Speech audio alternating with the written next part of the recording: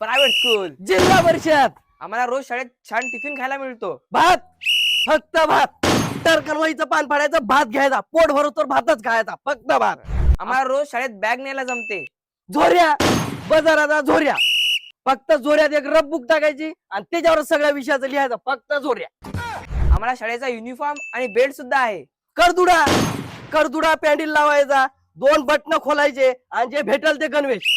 आम्ही फक्त फाउंटेन आणि ट्रायमॅक्स पेनच लिहितो. 3 वाला पेन, पेनची कांडी, नाहीतर मास्तरचा उडवायचा आणि त्यानंच लिहायचं. नो ट्रायमेक्स. आम्हाला ट्रिपला शिमला, महाबळेश्वर, लोणार इथे नेतात. शेगाव, फक्त शेगाव.